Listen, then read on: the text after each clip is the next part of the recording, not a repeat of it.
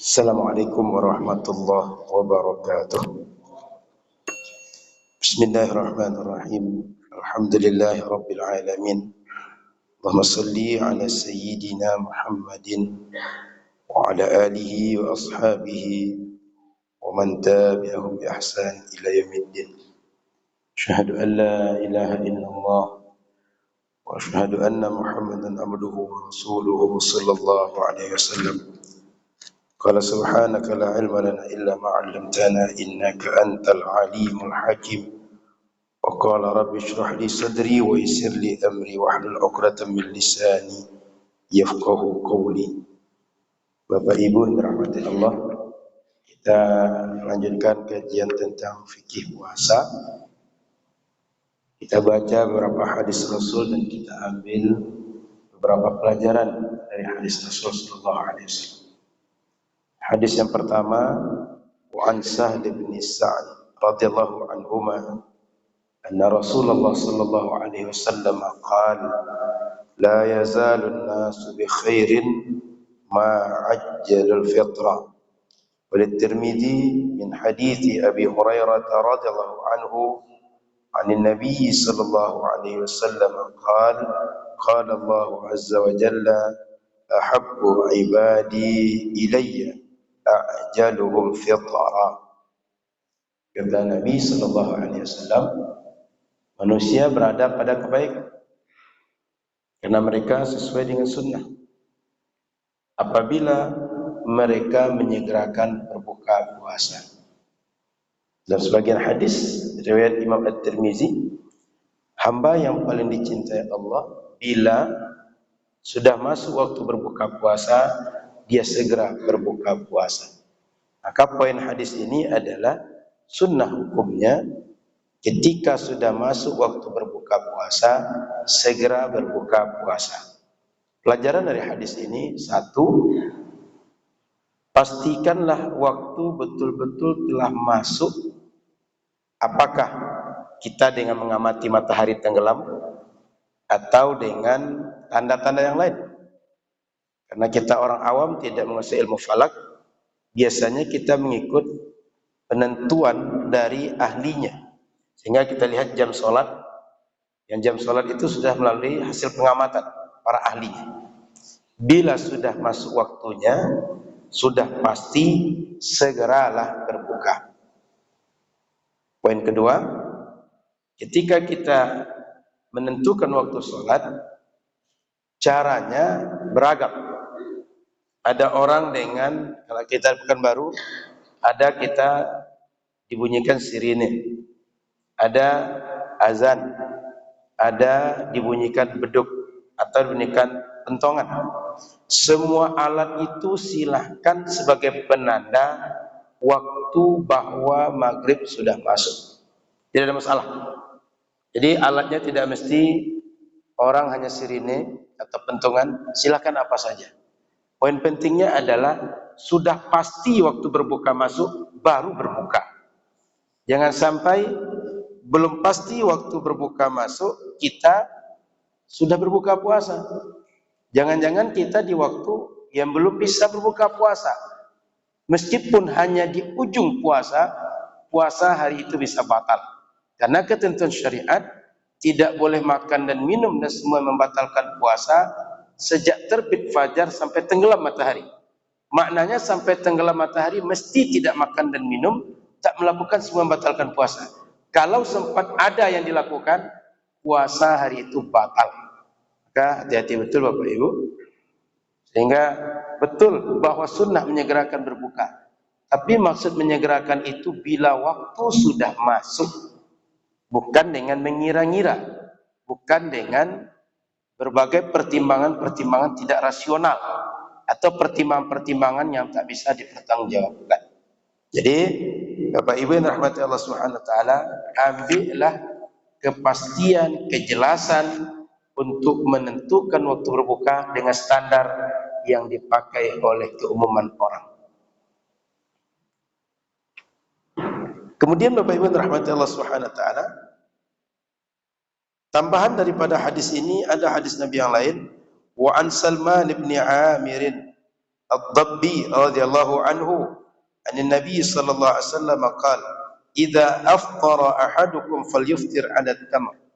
Apabila kalian berbuka puasa, hendaklah makanan pertama yang disantapnya atau takjil bahasa kita yaitu kurma, baik kurma yang kering atau kurma basah, mana yang tersedia yang mudah bagi kita. Fa illam yajid falyuftir 'ala ma.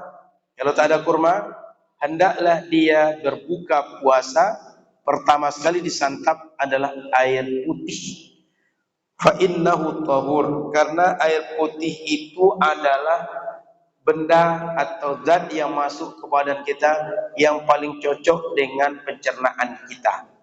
Jangan sampai setelah sekian lama alat pencernaan kita tidak aktif, lalu tiba-tiba ketika bekerja pertama dia mesti bekerja sangat berat.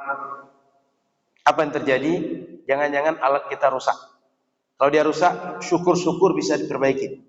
Kalau tidak bisa diperbaiki, maka jangan-jangan terakhir kita memakainya. Maknanya Allah kasih kita lambung, Allah kasih kita usus untuk guna hidup yang lama, untuk kita jaga diri kita. Bagian dari menjaganya, jaga kesehatan. Di antara cara menjaga kesehatan, perhatikan makanan yang dikonsumsi, termasuk ketika berbuka. Silahkan makan gorengan, silahkan makan gulai, makan lauk, apa saja silahkan. Tapi sebaiknya yang pertama disantap, dikonsumsi yang ringan bagi usus, bagi lambung, bagi alat-alat pencernaan dalam tubuh kita. Supaya ibadah ini nikmat dilalui.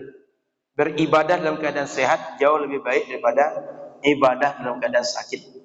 Orang dalam keadaan sakit banyak keterbatasan. Oleh karena itu jaga betul badan kita agar bisa ibadah dalam keadaan sehat. Jangan sampai puasa itu justru membuat kita mudarat. Nabi justru suruh sumu tasihhu, puasalah kalian. Sehingga dengan puasa itu kalian bisa sehat. Maka Bapak Ibu sahabat yang dirahmati Allah Subhanahu wa taala, Nabi ajarkan kita konsumsi menu-menu berbuka puasa dengan yang paling sehat, yang paling menyelamatkan dan paling sesuai dengan keadaan badan kita. Begitu sayangnya Nabi kepada kita. Kemudian Bapak Ibu yang dirahmati Allah Subhanahu wa taala, tambahan daripada hadis ini, an Abi Hurairah radhiyallahu taala anhu qala Rasulullah sallallahu alaihi wasallam, "Thalatsatun la turaddu da'watuhum." Ada 3 kelompok orang Allah tidak akan pernah menolak bila mereka berdoa. As-saimu hina yaftir, orang puasa ketika buka puasa. Dalam sebagian riwayat as-saimu hatta yaftir, orang yang puasa sampai buka puasa. Artinya sepanjang kita puasa doa makbul. Kata sebagian, ketika kita berbuka puasa, waktu itu doa makbul. Ada 2 persepsi. Oleh karena itu Bapak Ibu, paling minimal ketika berbuka puasa berdoa. Kenapa? Saat sebelum berbuka puasa kita sedang puasa juga. Kemudian kalau kita beramal dengan hadis yang kedua, ketika berbuka puasa doa makbul, dapat poinnya itu. Maka mengamalkan 2 hadis, usahakan paling ujung saat kita berbuka puasa perbanyak doa. Jangan perbanyak menghitung makanan. Jangan sibuk mengatur makanan. Entah apa yang diatur, kadang-kadang diatur dekat awak, dekat dengan orang segala macam. Nanti yang disantap tak akan juga banyak. Semuanya rasa mau disantap. Semuanya rasa mau dihidangkan depan kita. Begitu minum air putih segelas, makan kurma 2 biji, rasa sudah penuh perut itu. Maka Nabi sallallahu alaihi wasallam ajarkan sibukkan diri kita berdoa. Wal imamul adil. Kelompok kedua, imam yang adil.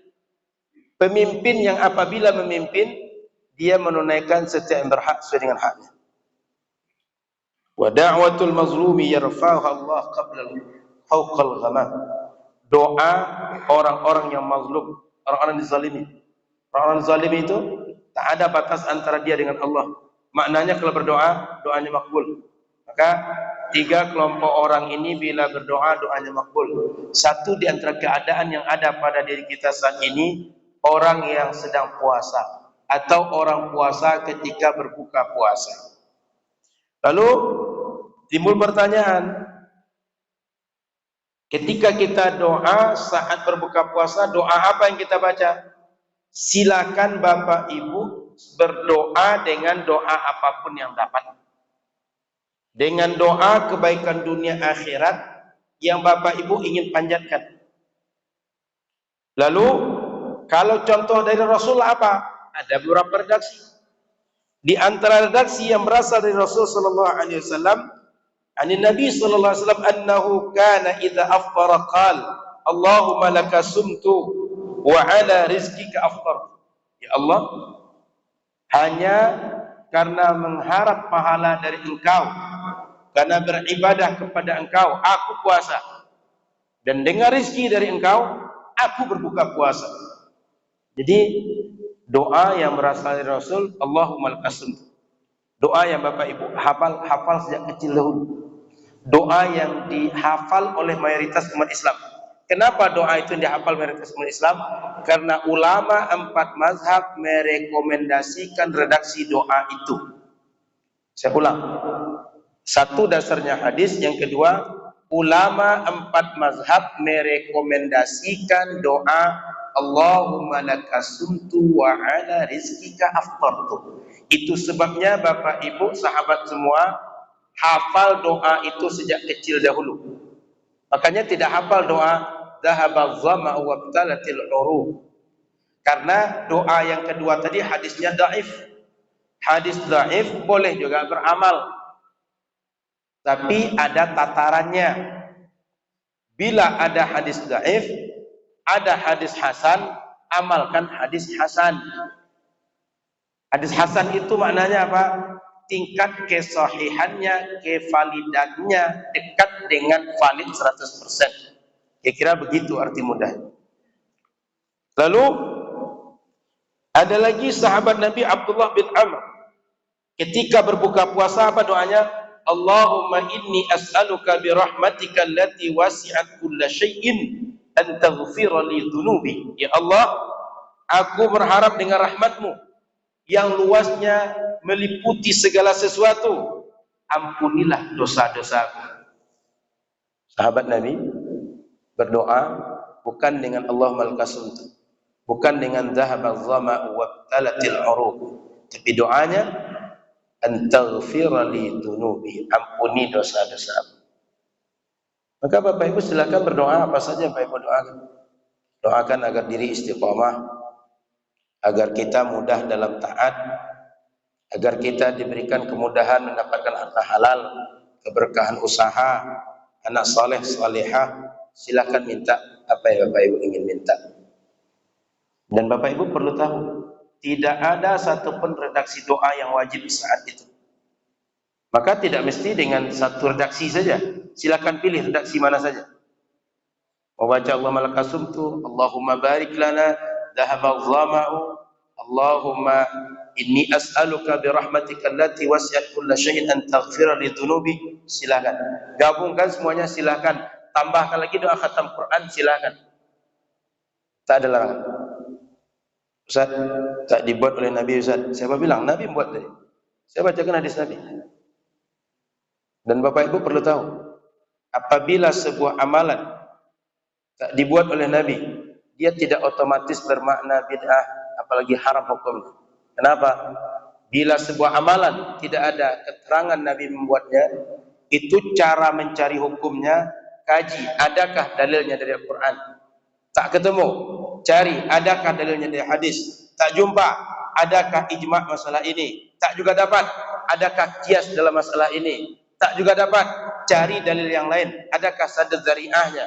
Adakah syar'uman qablananya? Adakah al-urufnya? Adakah istishabnya? Adakah istihsannya? Adakah masalih mursalahnya? Banyak cara berdalil yang dibuat oleh para ulama ahli hukum Islam. Sehingganya kalau ada orang mengatakan ini Rasul tak buat, dia bid'ah.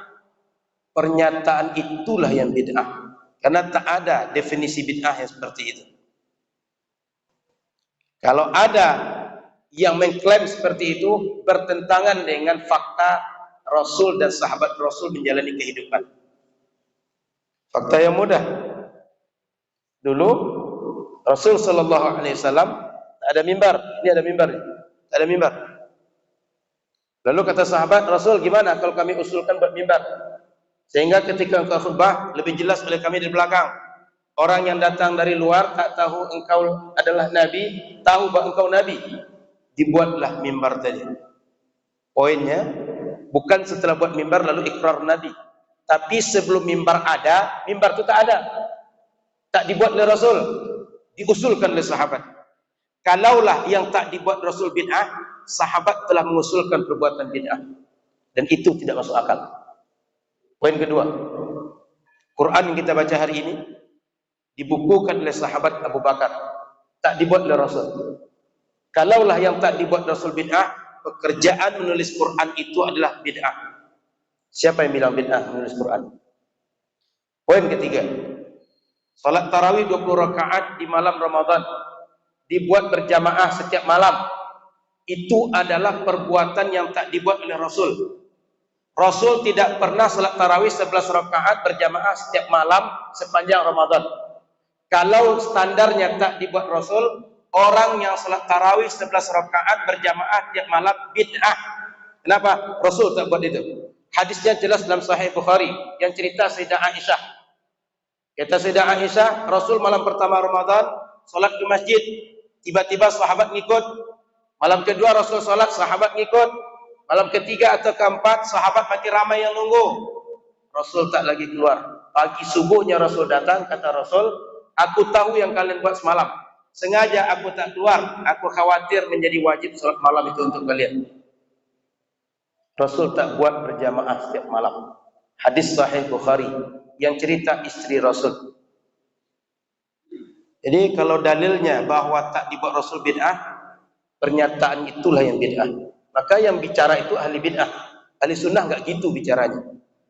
Ahli sunnah kalau ada perbuatan yang tak ada contoh dari Rasul, dia uji sesuai dengan syariat atau tidak. Ada dalil Quran dan sunnah atau tidak. Ada ijma' dan qiyas atau tidak. Itu ahli sunnah. Maka ulama 4 mazhab, mereka punya metode dalam berdalil. Maka Bapak Ibu jangan terkecoh hari ini mesti kembali Quran dan sunnah. Kembalinya dengan apa? Ilmunya apa? Kaidahnya apa? Mesti jelas. Kembali, itu ada Quran, ambillah Quran. Segala masalah, cari dalil di situ. Ada buku hadis, ambil Quran, ambil hadis, selesaikan masalah itu. Selesai tidak? Jangan menyelesaikan masalah, baca Quran je tak lurus. Lalu mengklaim diri pula, kembali Quran dan sunnah. Tinggalkan perkataan ulama. Ulama yang ngerti saja ditinggalkan. Bagaimana orang tak ngerti akan paham Quran dan sunnah? Maka hati-hati bernalar. Jangan mudah terkecoh dengan para ahli bid'ah yang hari ini banyak masuk ke masjid-masjid ahli sunnah, lalu memfitnah ahli sunnah tidak sesuai Quran dan sunnah. Agama ini akan menjadi hisab bagi kita di akhirat. Salah-salah di dunia tidak menenangkan, salah-salah di dunia di akhirat akan menyusahkan. Maka tengok dari siapa beragama, dari siapa mengambil ilmu, karena akan menjadi amalan beragama kita. Periksa betul. Dan para pengurus masjid adalah amanah menjaga masjid dan ajaran masjid dengan ahlu sunnah. Kalau sempat dibuat ahlul bid'ah, nanti siap-siap ditanya oleh umat di akhirat dan bertanggungjawabkan di akhirat.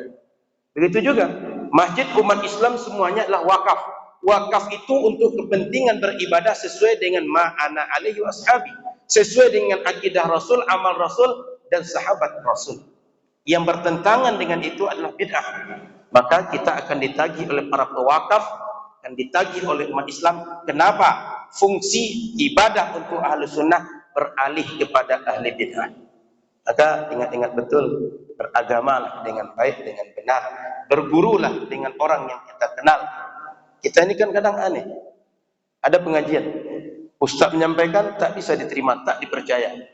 Datang broadcast, dapat WhatsApp, dapat Facebook, dapat video YouTube. Entah abu siapa yang bicara, langsung iya kan. Oh iya bid'ah pula ini, iya sunnah pula ini. Orang yang dipercaya saja, orang yang dikenalnya tak dipercaya. Orang tak dikenal langsung iya kan.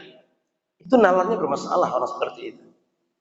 Makanya Bapak Ibu rahmati Allah Subhanahu wa taala, hati-hati beragama. Tengok-tengok betul belajar di mana, dengan siapa dan kitab apa. Mudah-mudahan Bapak Ibu terjaga dengan istiqamah, dengan hidayah, dengan Islam Ahlus Sunnah.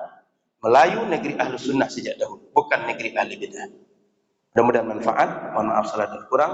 Subhanakallahumma bihamdika, asyhadu an la ilaha illa anta, astaghfiruka wa atubu ilaika. Assalamualaikum warahmatullahi wabarakatuh.